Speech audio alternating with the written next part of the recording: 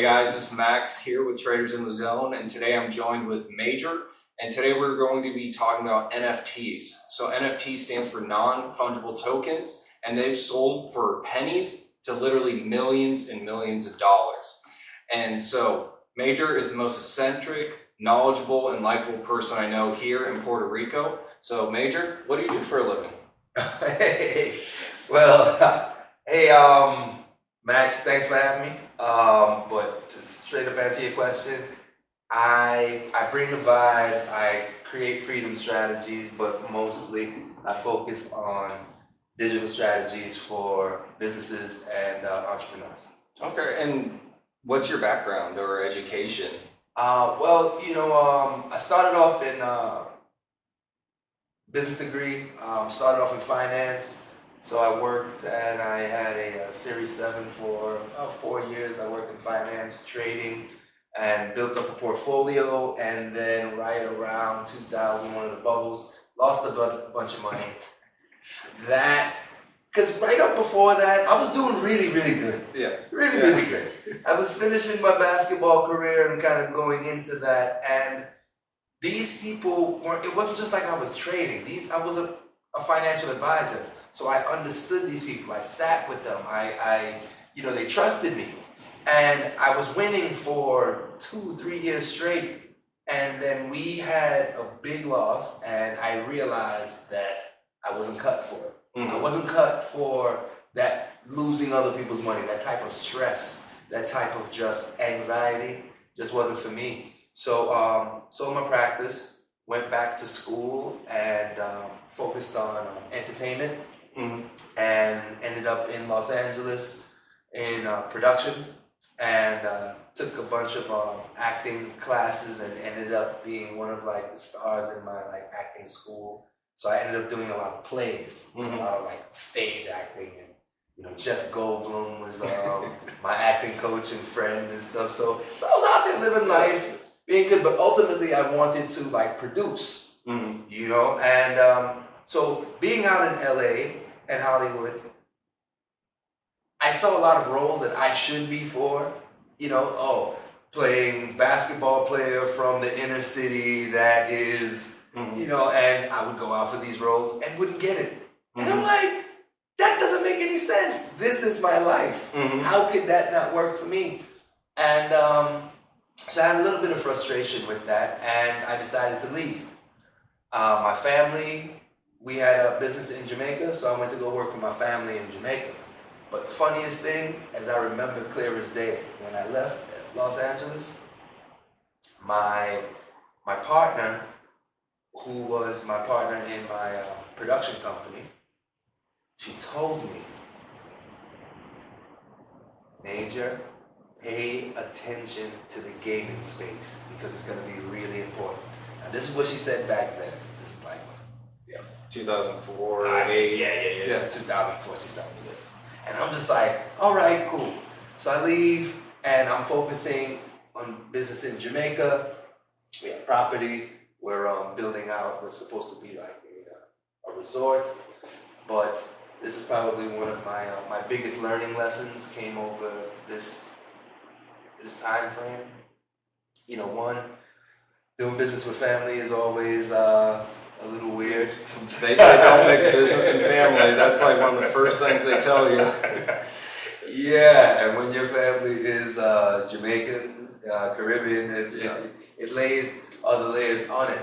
But I had a big learning experience. I really learned that being Jamaican is different than being Jamaican from New York.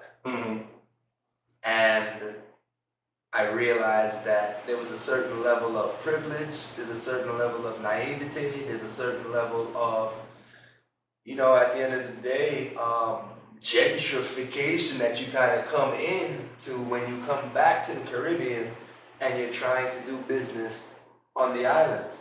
And I was out there for about 4 or 5 years, and business failed.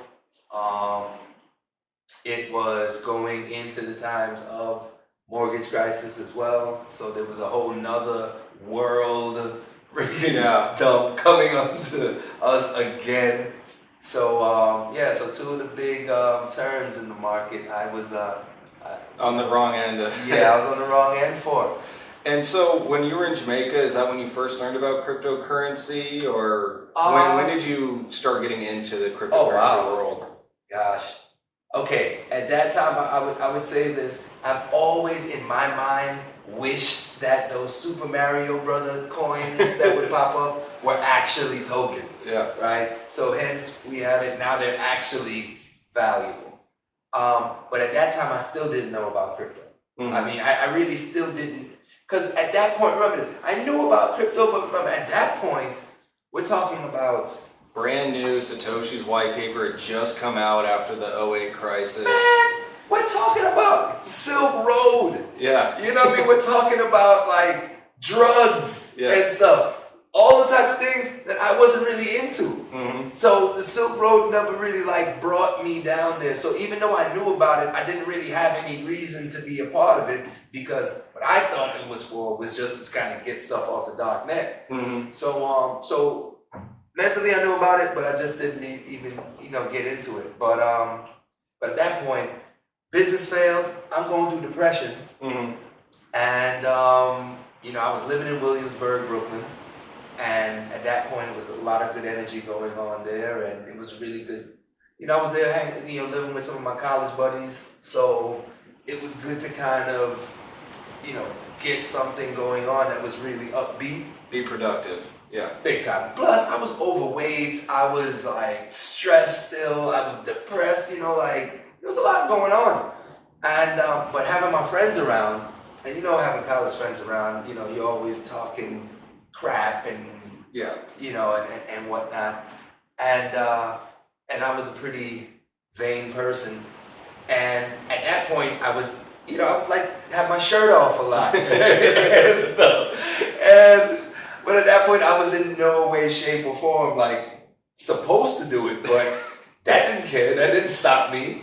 And my friends kept making fun of me. So around that time, P90X was hitting the scene, and I saw it on an infomercial, and I was like, "Look, I see a lot of things, but that looks like it works, because it doesn't say get fit quick. It says get fit quick by doing a lot of work." Yeah. And I was like, for me as a former athlete, it made sense.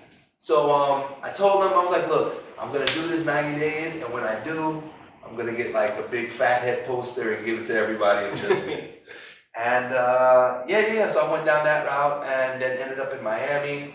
And around that time, crypto came back back into my life.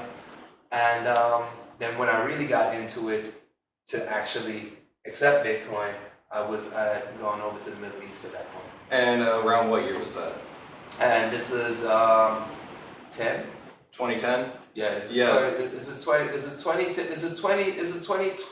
2012. This is like 12 when it starts to get into it, and then like in 14, 15, that's definitely when it, Yeah, because I mean that's when some of the most famous stories about Bitcoin came out. The pizza that was bought for tens of thousands of Bitcoin. I mean, people are starting to mine it. I mean, the technology hadn't caught up with how revolutionary Bitcoin was. Not at all. So, I mean, we all know about cryptocurrency, especially Bitcoin, but what made you get into NFTs, and when did you learn about NFTs? NFTs came to me probably about 3 years ago. I was speaking with a good buddy of mine who's a top-notch engineer in this blockchain space, works for governments in this, and he brought NFTs to me a while back, and brought it to me with more of the aspect, because he knew I knew a lot of athletes, brought it with the aspect of taking these two retired athletes and helping them monetize their fan base and keep. So this is what he brought to me, and at that time I was in crypto, but I also had some agriculture projects going on. So that kind of was like my focus, because I felt that I couldn't really teach crypto to people because people didn't understand money, and crypto was way too volatile, And if you don't understand money, it's too emotional. Like, I didn't have the right framework to go into crypto. So I was like, okay, let's teach agriculture. But then when NFTs came to me, I still didn't get the value proposition. So when I tried to like present it, it kind of fell flat. So then I just stayed in agriculture.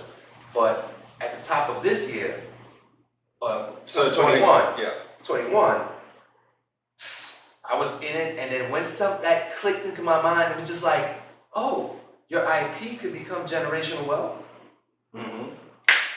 I did a full 180. Like, everything I had going on over there, it was just like left in midair as I pivoted directly and just, you know, dove right in and just like ate up everything and went down every rabbit hole and, you know. Yeah, so I mean, explain to the people here, so a lot of people hear about NFTs, the fact that, you know, a digital picture or a digital JPEG of a monkey or a rock are selling for millions of dollars. And people are, people can literally just copy that picture and save it on their computer. So what is the actual use case for NFTs that, you know, for most people who think they're stupid? Well, right now, a real good use case of it is real estate. That's a good way to fractionalize pieces of real estate.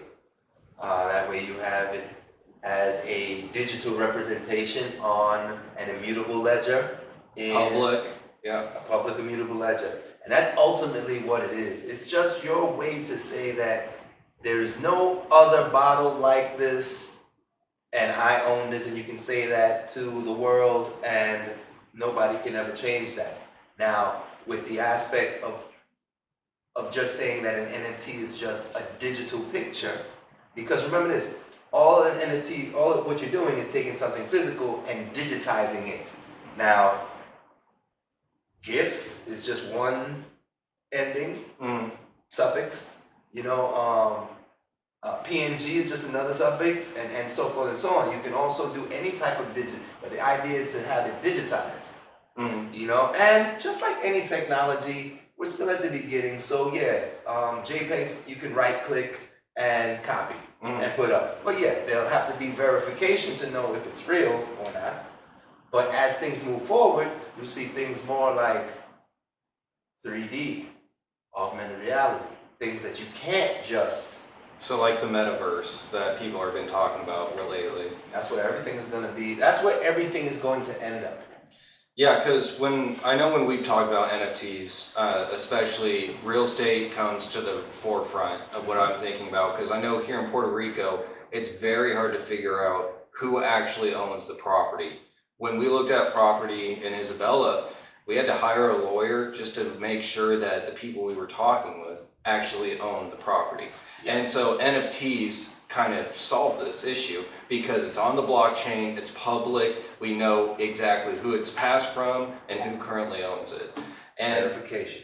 And I do know that a lot of artists now are selling albums as NFTs. So there's only like 1,000 albums and they're all sold as NFTs. But people like you and me can still listen to their music on Spotify, but they're using NFTs like that. And so with NFTs, do you see them starting off like that with artists slowly building it using merchandise, having an NFT claiming that it's, you know, authentic? Yeah. Or where do you see NFTs starting to get mainstream focus and acceptance?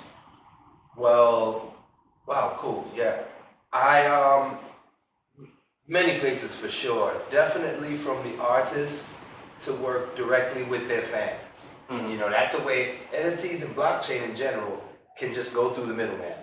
So that's one thing. If you have a strong fan base, you can just release things. Artists like Tory Lanez, you know, straight to fans. Blau, you know, straight to fans. Many people are doing that. Nas just released something very interesting. His fans that bought his NFT actually get some of the royalties. So it allows you to, like, this is governance, you know. NFTs are just a thing, but what gives it its power is what you give it the ability to do. And all of that is stuck inside, it's called the metadata, which will be in the smart contract. So once you kind of have those going on, that's great. Like we said, real estate is a great thing. One of the things that we're looking at right now, there's 3 unique cases for it. Because one, for instance, with even Bored Apes. Owning a Bored Ape means that you have access. There's only 10,000 of us in this 6 billion, 8 billion, 10 billion people world. There's only 10,000 of us that can say. So all of this is really kind of like making it a flex. It's a flex. It's about being in the cool club. It's about being recognized. It's about people knowing that if I show you this and we authenticate it, you know that I'm a part of this. And just like the human experience, you know, like we live down here as digital nomads, and you know, if you were to live here by yourself, you know, that's a whole different feeling. You have a partner, so you're part of a community. You know, there's a lot of people down here that live alone, that don't interact. But if you own one of these digital pieces, no matter if you're in Timbuktu, you know, Argentina, New York, you realize, yo, I'm part of a crew. You know, and they get you. If you read a book and you say, hey, you know what? Have you read 7 Habits for Highly Effective People? You're like, yeah, I did. Already you have a bond. You realize. So NFTs are really going to be the new focus for community, ways to have these little micro communities. So you're comparing NFTs to like sneakerheads? Big time, you know, because to own a pair of J's, to own a pair of Jordans, you know, Jordan 6s, or, you know, just to be able to just say, like, I wear Jordans. Yeah. That alone is a community. You know what I mean? But now you have to make sure that they're authenticated. Now, see, that's one thing about NFTs. They can authenticate them and be like, look, if you have this, then it's an authenticated piece. Wait till you just are able to walk up to people and just put like an NFT that you have on your phone, that an authenticator that Nike gives you to put on your phone, that you can just walk up to somebody without them knowing, and you can authenticate their Jordans to see if they're real or fake. Yeah. And then watch. Yeah, man, it's forget about it. I mean, I know there's places here in Puerto Rico, and when I was in Mexico, I sent my fiance a picture of a Louis Vuitton bag, and I was like, babe, look what I got for you. But it was like $50. No Louis Vuitton bag's worth $50. She did not take that joke. You better not be that. Yeah, but I know with Amazon, and one of the big use cases people are pushing for with NFTs are, on Amazon, there's a ton of fakes. And so, for example, Louis Vuitton can tell Amazon, look, we're only going to send you 1,000 bags. Here's 1,000 NFTs. So if I myself went on there and bought one of those bags, I get an NFT, I know, then Amazon also knows that, hey, we have 1,000 NFTs of this. All of a sudden, we're getting a shipment of 10,000. No, those are all fake, you know? And I think that's one of the biggest uses of NFTs and why I think companies are really going to start getting on board with it. I know currently NFTs seem kind of like a joke, but I mean, it takes time to build up that infrastructure. And so what are some of the projects you're currently involved with NFTs? Oh, wow. Well, yeah, you know, my projects kind of run all over the place.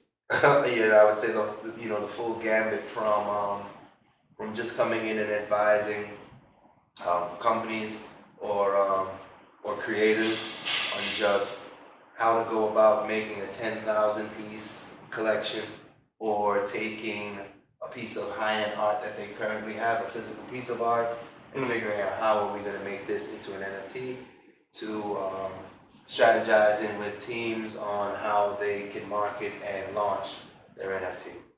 And do you want to explain the Kobe jersey that you told me about? This story is insane.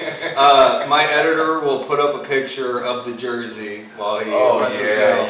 Yeah. That Kobe jersey was crazy. So there's this guy in LA. So now I'm saying, like, in this thing, there's just like so many things will come in through the cracks at me, and I've never felt more empowered just by my knowledge in life. Like, I like to think I'm a smart person, and I do things, but I've never felt more empowered than having knowledge like in this space. So I get contacted by all of these, you know, older artists, managers, and creators. So one guy is the king of bling. Right, that's the name. That's a name. The king of bling, and I'm just like, wait, who is this guy? And the thing is, he made this Kobe jersey. So he got a jersey from Kobe, and he was going to present this to Kobe, and he had it encrusted in all of these super high quality Swarovski, like rhinestone looking, crystals, like crystal diamonds, and it's a full jersey. Purple, gray, and it's beautiful. Mm-hmm. And he was presenting it to Kobe, and as the world knows, a day before, he died. Mm-hmm. He had it done, he was presenting it, and he was supposed to go present it to Kobe, and then he died the day before. And the thing is, a lot of these guys, some guys are getting commissions to start stuff, and some guys get a handshake or MOU and say, make this and you'll buy. And the thing is, it just, and it's gorgeous. And the thing is, they called me because they wanted to make it an NFT, and I was just like, wow, that would be amazing, because you could not just make it an NFT. You can do a movement, some type of foundation behind it, some type of do something for Kobe Foundation or so, or you can fractionalize it. Mm-hmm. And that's the beauty. That right there is one of the big things. I was just talking about that today, big time. Fractionalization of NFTs are important, because there's people that have started projects with buying an NFT and using that as an asset for the company. Mm-hmm. So if you can own a portion of an NFT and it has value, you have it as an asset, you can probably start, things like, there's so much creative, ways that it can go to, but yeah, Kobe Bryant's, King of Bling rhinestone jersey. And so many other things, man, So you're saying, like, for example, with the Kobe jersey, if I say we made it into 10 NFTs, all right, so 10% for each NFT. Let's say you held 9 and I hold the other one. Mm-hmm. So let's just call it $100,000 each, $1 million for the jersey, and then you sell the jersey for, let's call it $10 million. So since I own 10% of that jersey, that would mean I get $1 million, correct? Your piece of that jersey is worth a portion of that whole, right? What you are now, since you're not the creator of that NFT, you get a percentage of the sale, which is 10%. So if it sells for 10 million, our percentage is 10%, so that would be 1 million, though you would get, or in terms of commission.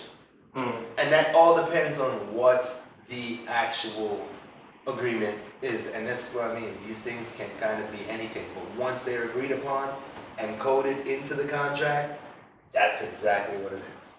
Yeah. And I know I've looked personally into digitizing real estate, and when I looked into this late 2020, I found a couple companies that were doing it. One was in Singapore, which is very crypto friendly. But when I was looking at doing that, simply to do a little test with them, try and fund I think it was about $750,000 for a property here in Puerto Rico, they told me that you need to have at least 10, 20, $50 million kind of projects to do that. And this is late 2020, so maybe things have changed, but just due to the coding. But it sounds like NFTs are doing what they're doing, or they were doing NFTs. Would you agree? Because what they would do is they would take a project and, let's say, for example, break it down into 100 different parts, and then they sell those fractions to qualified investors, and that's how I could raise money instead of going to a bank. And so you see NFTs as a way that makes it simple. Instead of me going to a company, NFTs allow someone like you, me, just sitting here on a computer, you know, being able to raise money as long as we can find the right investors. Yep. So NFTs are basically dumbing down everything and making it more accessible. Yeah, man. Yeah, you know, like, you know when they say money makes money, and the thing is, with NFTs, IP makes money. Mm-hmm. Right? Like, this is the true freedom strategy. It's the barrier to entry is low, but going back to your example, yeah, they were fractionalizing. Like, all of these type of tools have been done. Everything. There's co-ops, there's fractionalizing, there's derivatives, there's all different type of things that have already been done. Mm-hmm. You know, all this next layer, what we're doing here is just it's being allowed to do around the old system. You know, like my bank is not necessarily on the corner. My bank is kind of me. This mutual fund is, guess what? I got 6 people that I have never met, but we've all passed our KYC and know that our money isn't coming, but we can pool our money together and all of a sudden have a liquidity pool and be able to do loans.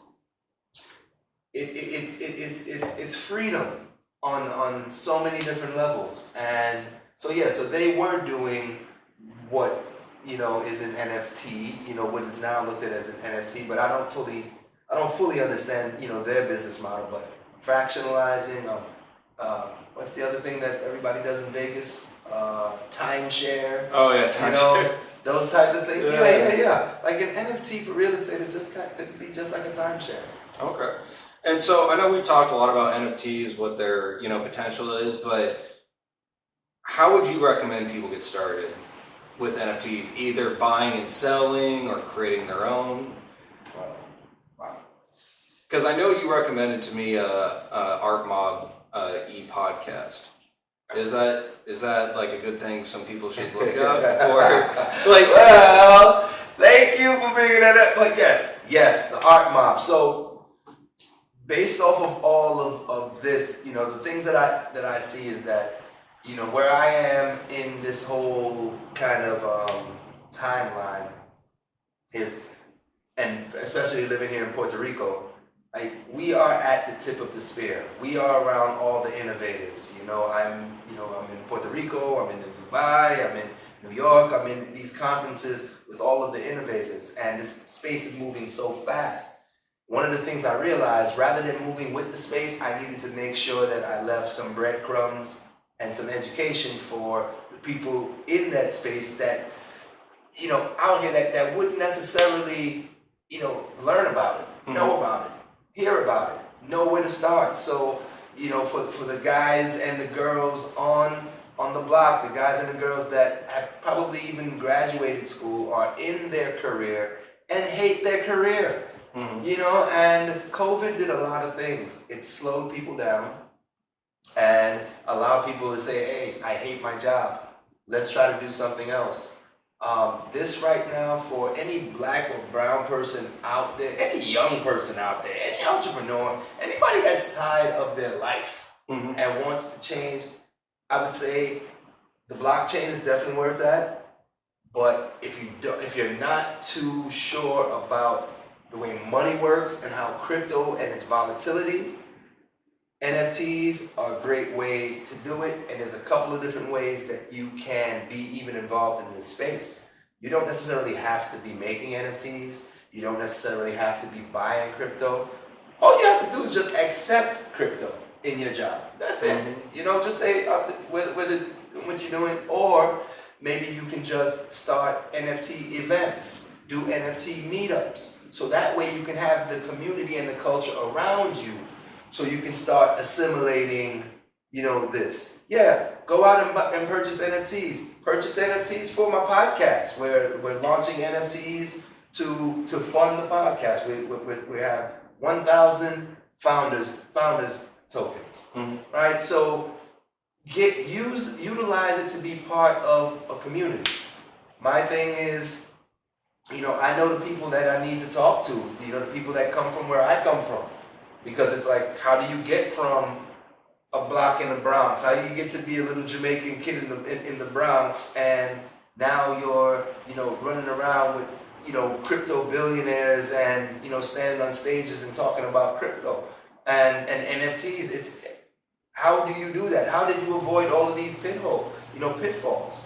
I think at this stage, with all that I've kind of gone through, this is probably my best contribution to the ecosystem, is by creating education, tell people what is an NFT, how to make them, why does it make sense, what does it do for culture, what is the metaverse, how do all of these things, how to not get scammed, how to know what a good project is. And this is all on your Art Mob e-course and podcast? This will be covered all in the e-course and through the podcast. I'm dedicating the next 3 years to educating the population and doing my fair share for the Caribbean to get them to understand how much value they have in their culture. How much collective value we all share just being in the Caribbean. We live here in Puerto Rico. Yeah, and I love the fact you brought that up, that all you have to do is just simply accept cryptocurrency. Because I know people hate on El Salvador. They're like, oh, well, when they got Bitcoin, it was at this price, now it's down. But they're not looking long term. And they're way ahead of the curve, because I know my father pays his bills in USDC, especially to his landlord. My landlord still makes me cut her a check. Every single month, I gotta cut a check, I gotta walk it over, then she's gotta deposit. When all she would have to do is set up a Voyager account, I could send her the money, and USDC takes 5 minutes, easy peasy. Easy peasy. But the thing is this. Remember, as I always would say, and this is the part about the podcast and the education, is that perspective. Perspective always matters. The thing is this, the banks down here Banco Popular won't necessarily just accept crypto from anybody to deposit it. So on her end, she's like, okay, yeah, I got this, but I don't know what to do with it. So there's still a learning curve for sure. And since I know that, and there's gonna be a lot of these type of pain points moving forward, I said, look, let me at least give the people what they want, because this is gonna go on for a while. So when people catch on, let me take at least 3 years of the frustration of knowing that we are cryptonauts. You know what I mean? So we're out there floating out in space. We are mavericks. We're trying some, you know what I mean? We're touching fire and burning our fingers and then tweaking again, and spreading the gospel. But still, the average person, the above average person, are still just sitting there like, wait, hold up, what? What can we do? So it's gonna be a learning curve, and it's gonna take some time, because people are still worried about getting the jab. People are still worried about all of this other type of stuff to distract them, and we're chugging along. We're moving to a whole new system. It's a whole new system. So it just doesn't make sense. And it doesn't just sit right, especially when you're trying to build a community. It doesn't sit right karmically to be able to have this much knowledge, go this far, seeing that there is wide open terrain. Nobody to tell you that you can't do anything. Yeah. And talk about, hey man, yeah, figure it out when y'all want to. You have to be able to to give some mentorship, because it's gonna be lonely up there by yourself. You seen that part of when Neo was just in the Matrix and just the white room and it's just in there lonely. Yeah, man, it's lonely on that frontier. So you're gonna need people with you. And so have to provide. And so, I mean, that's a perfect segue to my last question. I mean, where do you see NFTs in 5 years? Ooh, wow. Because right now, it seems the media is stuck on JPEGs and monkeys and ROGs. You can't really use NFTs for real estate. I mean, that's still a government function, but, you know, in your most optimistic view, 5 years from now, where do you see NFTs fitting into our society? You know, it's so funny because look, NFTs are just tokens, right? So there's ERC20 tokens, there's ERC721 tokens. So it's just code. Governments are using crypto. Governments are taking crypto, right? Mm-hmm. So why would governments not want to respect, you know, or deal with NFTs and DAOs, you know, everything that's coming after it? But so that's just, you know, the push and pull of this legacy system, the ending of the legacy system. But where do I see NFTs? I see NFTs in a couple of different places for sure. I see them in biotech. I see them in ticketing. I see them in real estate. I see them in, you know, in really distributing wealth and building up these micro ecosystems. All of these little blockchains that are going to be around the world are going to be interoperable. They're going to be able to talk to each other. So, you know, they're making sure that everybody has a way to connect and find value from each other. But I think, with us at Art Mob, if you ask me personally, where I see NFTs really important as minting culture. Minting culture to the blockchain. Going to these islands in the Caribbean and teaching people what their culture is. And taking it.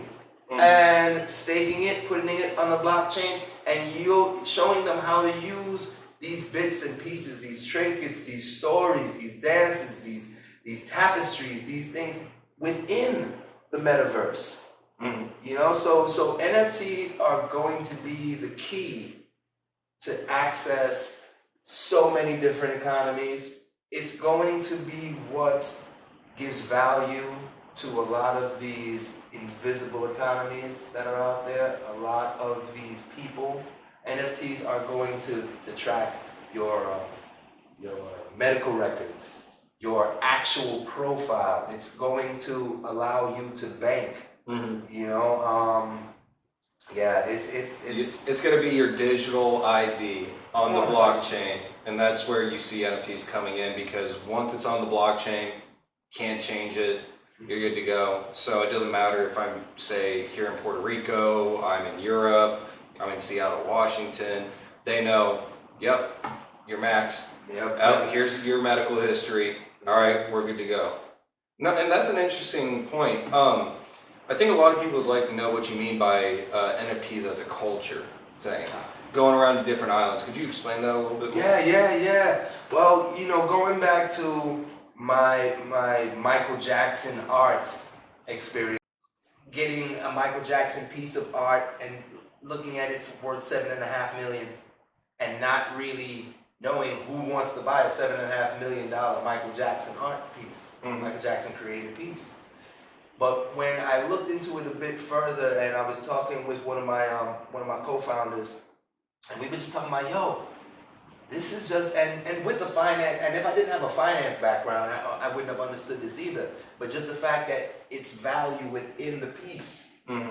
It's not even about the piece. It's about recognizing that the value is verified. We have the artist, when it was painted. We got the artist. We have everything that is saying and it's been appraised by so that means this is worth. Okay, cool. Let's digitize it and just put it all in the middle in a big pile and just grow that. You know, and when I saw looking at that, I was like, well, let's think about this. You have the metaverse. You have the things that go in the metaverse, which are the NFTs. You have the things that pay for the NFTs, which is the cryptocurrency. And you have the things that govern these decentralized organizations, which are the DAOs, right? So I'm like, so then if I were to go to these islands and digitize their national treasures that we know are very valuable, right? So like a constitution or some famous paintings. Everything. Okay. And have metaverse museums, right? Or metaverse libraries, right? One thing. So you have them. You know, Grenada, St. Lucia, all of these very unique things that are uniquely theirs. And then you utilize them in the metaverse, video games, movies, television shows. It's a way to utilize their national cultures, culturally national things, and then highlight them. Rather than sending, film crews down to shoot, you now actually have rendered pieces that you can actually use. You can have artifacts.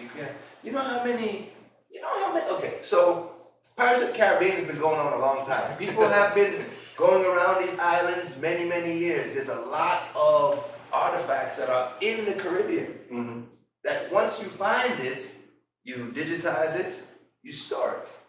You digitize it, you store it. When people utilize it, guess who gets paid?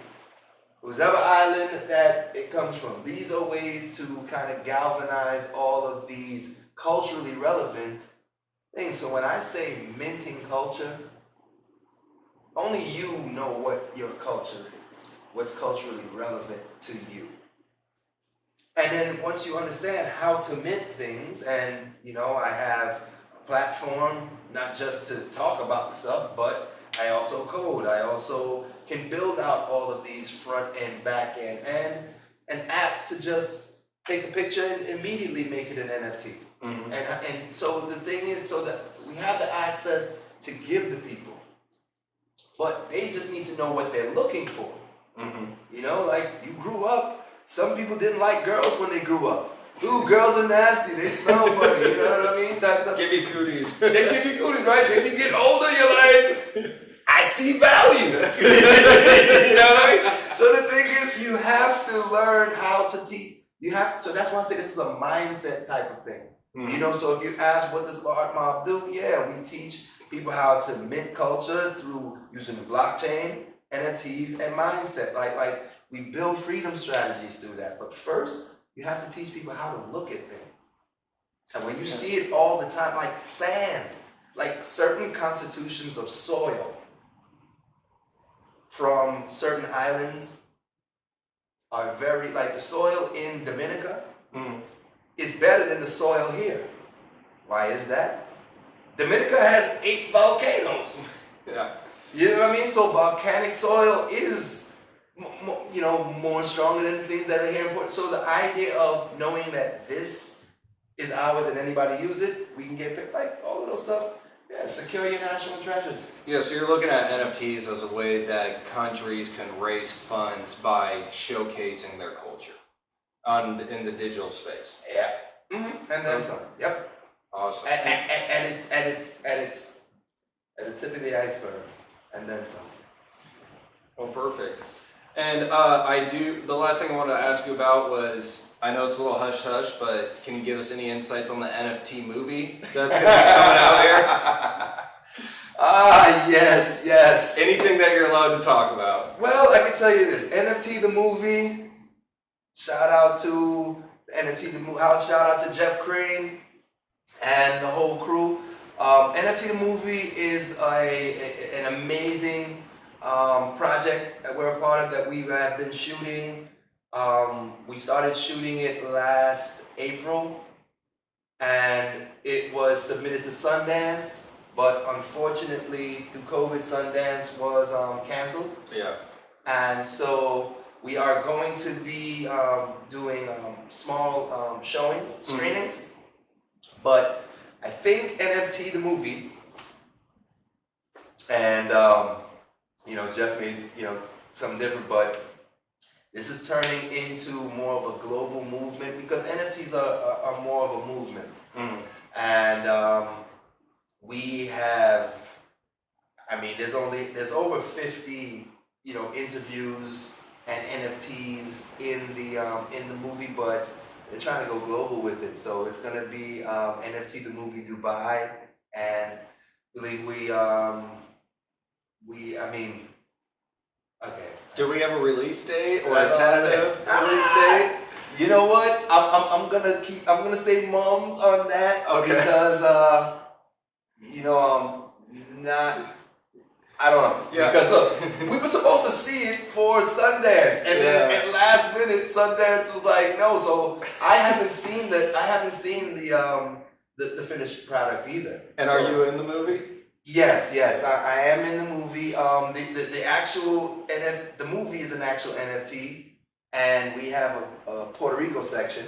Oh, perfect. That I'm involved in producing and so forth. But all I've seen is the trailers that we have on YouTube. But I'm You're excited. You're excited. I mean, I'm so excited. But the thing is, it's like you have one thing where people would normally be excited for, but then there's like 14 other things that like pop up that like pull you in. There's just not enough people with a strong enough understanding of the space for all the projects that are trying to go out there. So you get pulled, all over the place. But NFT the movie, man, it's gonna be killer. It's brought so many people together already, and I'm loving it. Yeah, it's like baking, it's bigger than a sum of its parts. The Big time, finished product is going to be amazing, and then just the relationships from making the movie itself is going to spawn so many other great projects. Oh, man. So we'll post a link in the description below about the NFT movie. So Major, thank you.